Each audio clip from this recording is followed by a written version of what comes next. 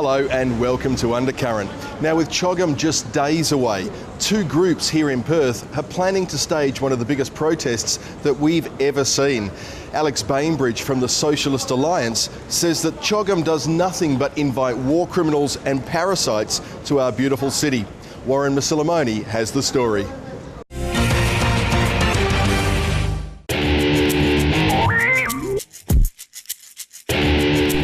Alex Bainbridge, who organised the APEC Summit protests in 2007, is once again in the spotlight, this time under the banner of the CHOGM Action Network. We think it's really important when there's a big meeting of the rich and powerful, as the CHOGM Summit is, there is a people's response, so the people have their voices heard on issues of human rights and social justice. So that's why we're organising this protest for justice and climate action, not racism and war. We need to get our own house in order in this country. Australia has got locking up refugees in detention centres in the desert. We've got a terrible situation for Aboriginal people that still have unfair deaths in custody. We've still got the Northern Territory intervention. These are human rights abuses that are happening right now today in our country, and we can't live with ourselves unless we take a stand against them. I know there's a lot of Aboriginal elders that are very worried about the fact that they've either been ignored, not invited to the CHOGM Summit, or else at best invited to play token roles. And they want a chance to actually speak out for themselves on the issues that are important to them, which is about Aboriginal sovereignty in this country, is about the ongoing life expectancy issues, the ongoing oppression in the Northern Territory intervention and the deaths in custody. These are real issues. We've got the state government trying to blackmail Aboriginal people at James Price Point. These are the real issues that are important today.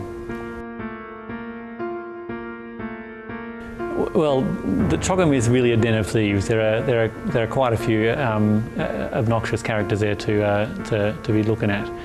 And I mean, on the one hand, we can look at people like Mahinda Rajapaksa from Sri Lanka, who literally oversaw the deaths of 40,000 people in the final days of the war against the Tamil insurgency, the Tamil struggle for a just homeland. That sort of human rights abuse should not be tolerated and welcomed in this country as the Australian government is doing. Sri Lanka has got pretensions to actually wants to host the next CHOGM Summit. And if the rest of the Commonwealth allows this to happen, this will be a sign that they are completely ignoring the issues of human rights within the Commonwealth. And I think that's one of the important things, that Rajapaksa needs to be shunned, not welcomed at this CHOGM Summit. That said, one of the heads of government which is very important for Australian people to protest against is the head of the Australian government, Julia Gillard. Julia Gillard is not doing enough to promote renewable energy in this country. We should be withdrawn from the Afghanistan war. There are all these sorts of issues that the Australian government stands accused and needs to change its policy. I think other Aussies should definitely join me and everyone else who's involved, because we need to have this discussion. I think everyone knows there is something critically wrong with the system that we live under at the moment, where people can continue living in poverty. I mean, Australia, we have it better than most other people in the world, but we are on the same downwards progression that America started on many years ago and is resulting right now in the financial issues they're having there. So I think we need to get together and have this discussion, because they can't have this discussion in Parliament, and they can't have it in the media and other places that are too heavily influenced by the 1%.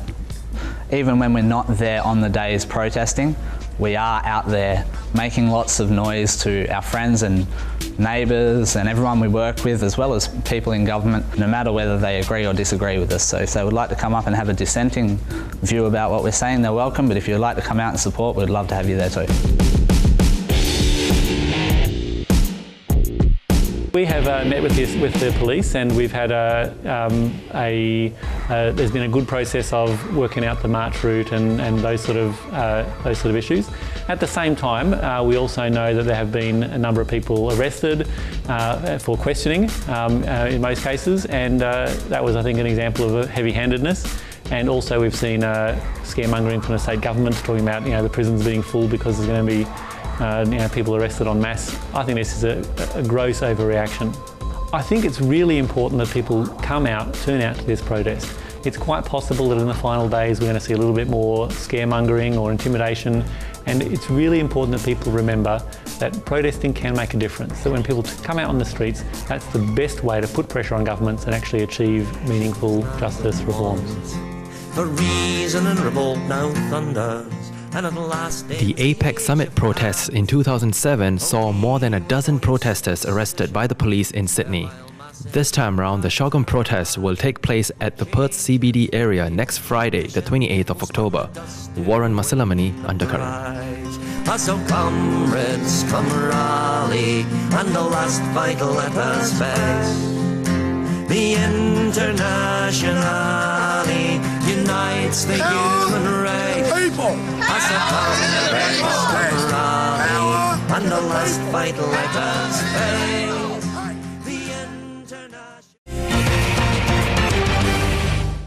Now later on in the show, we'll talk to Occupy Perth about their plans for the CHOGM protest. But before we do that, Nikita Dixon managed to have a chat with Lisa Scafidi, who is our returning Perth Lord Mayor. In for her second term, Nikita talks to her about her plans for the future of Perth.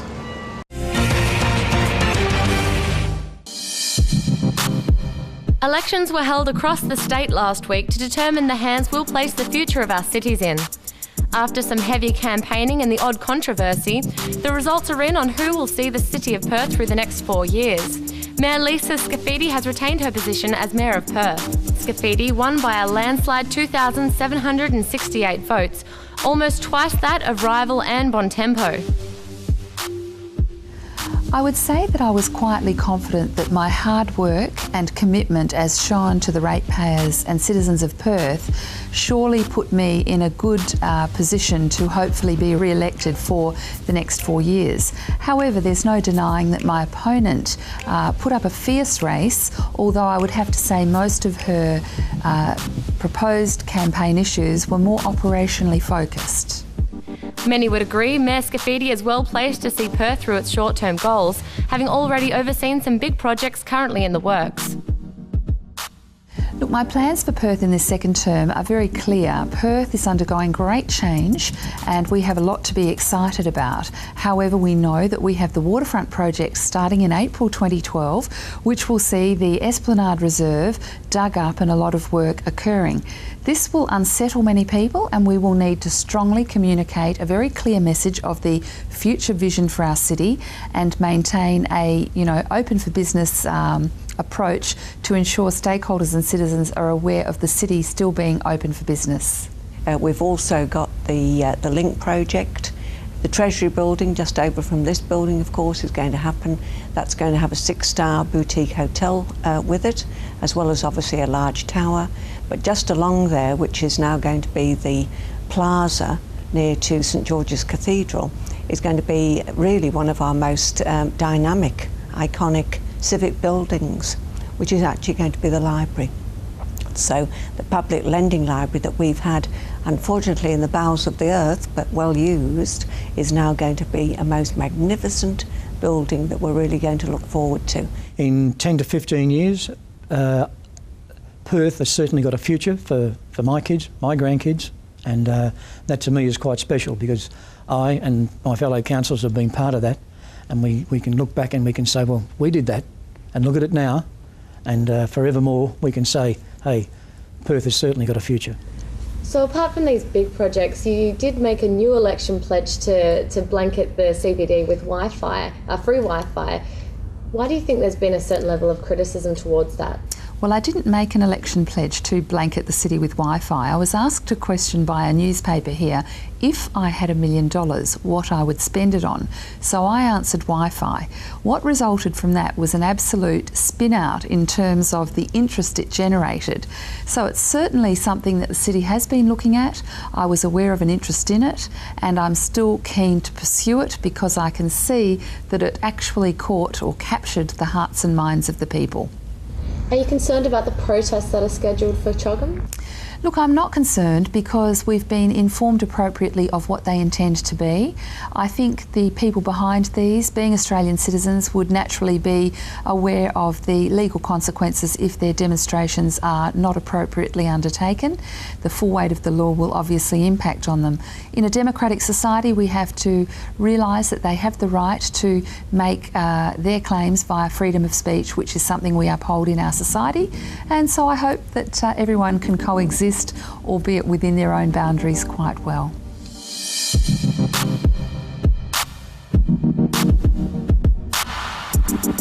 With the right mix of experienced leaders and new blood to ensure our city keeps on progressing, the future looks bright for Perth.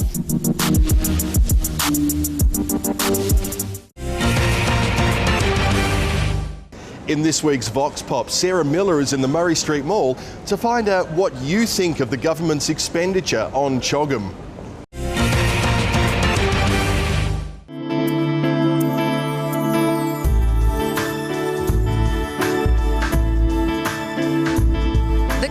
Heads of Government meeting, which is being held in Perth next weekend, is costing just over $100 million of taxpayers' money. To find out how you feel about this, we hit the streets of Perth. Yeah, that's quite a lot. Yeah, I reckon so. Yeah, way too much. Definitely. Bloody oath, I reckon $100 is too much to be spending on CHOGM, quite frankly. Definitely. Had enough of it. Not worth any money at all, no value. And CHOGM, I do think so, yeah. Yeah, I think that's too much. No, I think it's a marvellous thing to be providing our great city. No, I think it's once in a lifetime experience. No, I don't actually. No. Yeah, when it brings all the world together at this time and, in the world with everything going on, I don't think it is actually, No. I think it uplifts everybody. 100 million? No, I don't think so. No. Why is that? Because it's very important for Perth and Australia. I think it's a really big event and it's kind of worth it. Yeah, and we'll have all the infrastructure after. It's a pretty big event. It really puts Perth on the map, so I think a lot of money should be spent on it because you're thinking security and you're also showing off your city, and yeah, I think a lot of money would be, and 100 million is probably not outrageous at all. If you look at the outcomes that have come through in the past, if you're going to get good results, you have to spend the money to get there, don't you? Yeah. The homeless people that need money and that, they'll get nothing, are they? I just think it's way too much. In general, that's all really. So when you said that amount, I was very shocked. Yeah, it's a hell of a lot of money. I think every country needs something special now and again. Otherwise, it's a boring old everyday doing.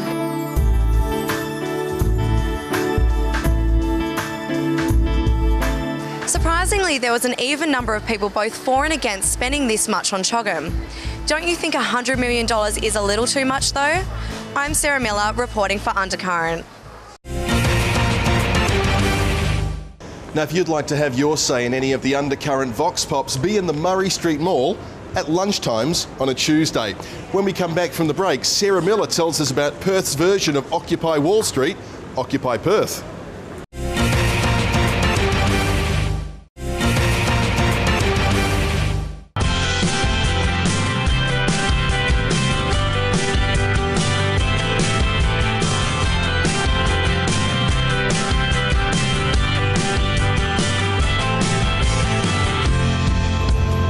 Welcome back to Undercurrent. Now, a local offshoot of the very popular Occupy Wall Street movement is now active here in Perth, Occupy Perth. Now, they're vowing to bring to the attention of everyone the plight of Australians suffering under our current financial system. The organisation is planning a protest this coming weekend, and Sarah Miller spoke to them to find out all the details.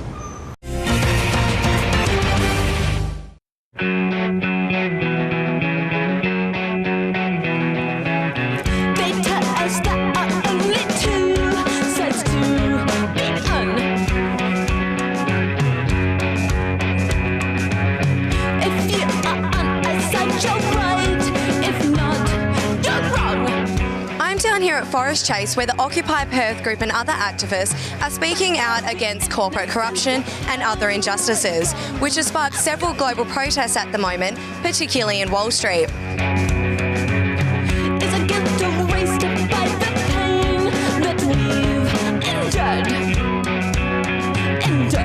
We are the 99%. We are the 99%. And you probably are too. And you probably are too.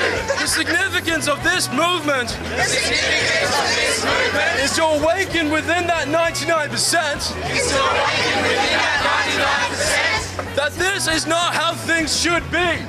What is the question and what is the protest song? Got to wake people up. from their slumber. Everyone's too comfortable in this country. Everyone's happy for the government to take away your rights, to privatise everything. People are happy for that to happen. So we just need to make people aware that this is happening and they can actually say no.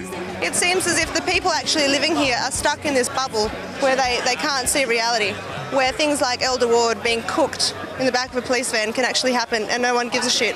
You have to protect yourself. You have to protect yourself by educating yourself. By educating yourself. About what's really going on. About what's really going on. I'm annoyed that mainstream media are actually manipulating the masses. It's not a democracy if the masses can't make an informed decision. And we haven't been told in mainstream media about the $1.2 trillion bailout from Wall Street. The system is effectively collapsing, the boat is sinking, and they're looking after themselves. They're trying to keep it afloat. Our mass media is rubbish. It took them weeks and weeks to acknowledge that Occupation Wall Street was a reality. It's all old news, you know, by the time it's even hit the news.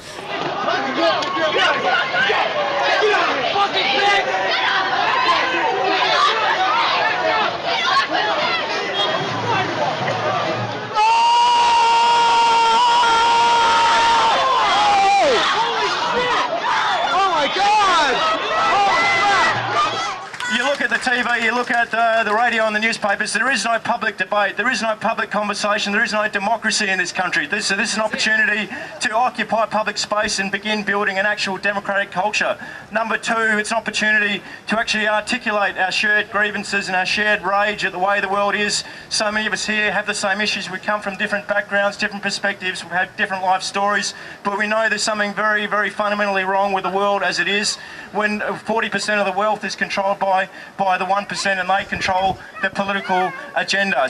There needs to be a national awakening to the reality here, and that's why I think events like this are really important. I love this country, but I really do not like the politics. I hate the politics, and I hate the mainstream masses who can walk by right now and not give a crud about what is actually going on. It's a ripple when people become aware. Then when they start voting, they're going to vote differently. When they start purchasing, they're going to purchase differently if they're aware. The way they will interact with each other differently. They will choose different jobs. It will create a change like it did with me. I just hope to really bring people together, you know. There's a lot of people out there with that maybe haven't had a voice and opportunity to really step forward and probably had a feeling to do so and to get involved in some way, but maybe not had a vehicle to do so. There's an opportunity here to make something that crosses a lot of borders, you know, and is inclusive. So that's my hope. Dissent's not treason, but they talk like it's the same. Those who disagree are afraid to show their face. We will commence an occupation. We will commence an occupation on October the 28th. On October the 28th. Here in Forest Place. Here in Forest Place. 40,000 civilians. 40,000 civilians were killed in 2 months. Were killed in 2 months by the government of. By the government of President Rajapaksa. President Rajapaksa. Who is coming to Perth. Who is coming to Perth. And our politicians. And our politicians want to sniff his farts. Want to sniff his farts. And I say no. And I say no. That's why I'm going to the CHOGM protest. That's why I'm going to the CHOGM protest.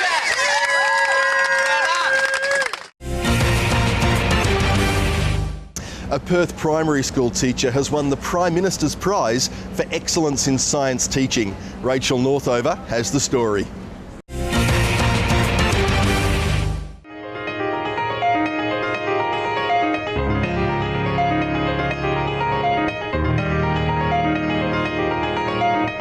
A primary school teacher from Westminster has made a remarkable accomplishment by winning the Prime Minister's Prize in primary school teaching and science. Very humbling. I suppose as a teacher you don't set out to achieve individual recognition, but it was very nice when I was urged to apply for this award, and then I received the call from Senator Kim Carr at school, and it was very exciting. What brought about the passion for teaching science to primary school children? Did you face any challenges when you initially began? When I first came to Westminster Primary School, I noticed that there wasn't a lot happening in the area of science, and it wasn't just at my school, but at quite a few schools that I was in contact with. And I decided to become part of the Primary Science Project, which is a West Australian Education Department initiative. And this was aimed at upskilling teachers in the area of science. And by being involved in this, I was networking with some fantastic teachers on ideas and up-to-date resources in the area of science. And I was able to then take this back to my own school. I started with a budget of $1,500 a year in the School for Science.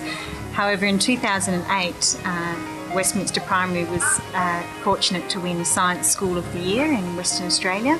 So our budget came up to $17,500, which was fantastic for a school like Westminster. So the money went straight back into the science budget. So the children were able to benefit as well as the wider community. How do you teach fellow teachers to approach science with primary school children? It's just about having the confidence to teach science in the classroom. When teachers are confident about teaching science and they enjoy teaching science and it's fun, then they'll have a go in their own classroom. I've been fortunate to be able to go into other classrooms and model science lessons to teachers and team teach alongside them. So two teachers is sometimes better than one, and we can get the message across about effective science teaching in the classroom. Her success has even led to an invite for lunch with the Queen. This is Rachel Northover reporting for Undercurrent. And last but certainly not least tonight, Nick Hayes got a chance to have a chat with Joan Dellavalle from the Ebony and Ivory Salon.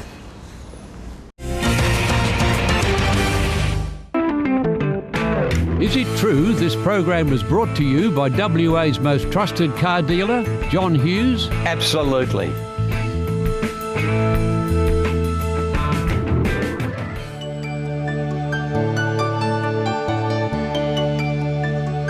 Joanne, welcome to Undercurrent. Thank you. Big show next week. What's the influence behind your fashion? Different cultures, different iconic buildings, just so many different things that I've come across and I see, and I've tried to translate that into my fashion that I'm going to launch. The Perth Fashion Festival was only a couple of weeks ago. You've bucked the trend there and you decided to go out and launch your first collection. Are you nervous? Yeah, very, but I'm hoping it's going to have the attention, and a lot of women are going to love what I'm putting out there. So I decided to do it separate from Perth Fashion Week, so then I can have a lot more women that didn't have the opportunity to go to Perth Fashion Week to actually come to it. What are women going to expect to see from your collection? A lot of vibrant colours, a lot of block colours, a lot of natural colours, earthy colours, a lot of outfits that have got a lot of movement in it and are so effortless to wear. You've got Jessica Malboy coming along. For sure, yes. Is she drawing the crowd? She is. She's an inspiration young lady. A lot of women do relate to her, and just seeing where she's come from, you know, she's a girl from Darwin, and look where she is right now, and having her at the event is just a privilege. Let's go back 10 years. A young woman from Zambia arriving on the shores of Western Australia. What was that like? My first thought when I arrived at the airport, I went, oh my God, this place is so dry. Coming from a tropical country, you know, where everything is green and stuff like that, I was just went, oh my God, okay, how are we going to do this? Okay, let's do this. Your salon, Ebony and Ivory, is going along very nicely in town.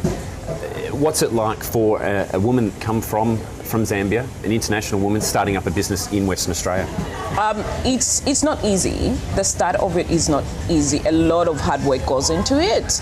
I mean, I've got some of my friends and my family that still calls me I'm crazy. I do a lot of 7 days per week. You know, it's not easy to put on a successful business and get it where you want it to get to. But with a lot of hard work, perseverance, yeah, you do get there. Do you see Western Australia and Perth in particular as a multicultural city? It is very, very, very multicultural, and I think that makes it easy for someone to actually integrate and call Perth their home or call Australia their home. I mean, just looking at the staff that work for us, you know, the people that work for us. I mean, I've got from Italian, Japanese to Macedonian to myself. Yeah, so it's very multicultural and it makes it easy for you to call it home. What do you love about Perth? Perth is home to me. It's funny, you know, I haven't been home. I've been here 10 years and I actually haven't been home. That should just say it for itself, you know, because otherwise I've been crying every minute. Oh my God, I'm missing home. I have to go home. But Perth is my home.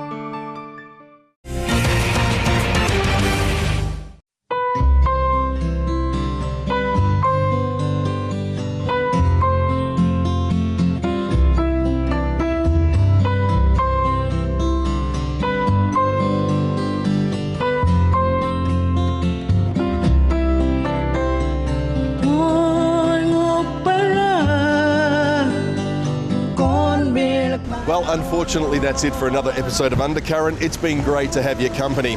Now, make sure you tune in next week to find out why Amnesty International are saying that Australia's policies towards Aborigines are akin to ethnic cleansing. I'll be back again on Sunday between 3 and 6 p.m. on Radio 6PR, or otherwise tune in next week to catch us again right here on Undercurrent. I'm Jason Jordan. Good night.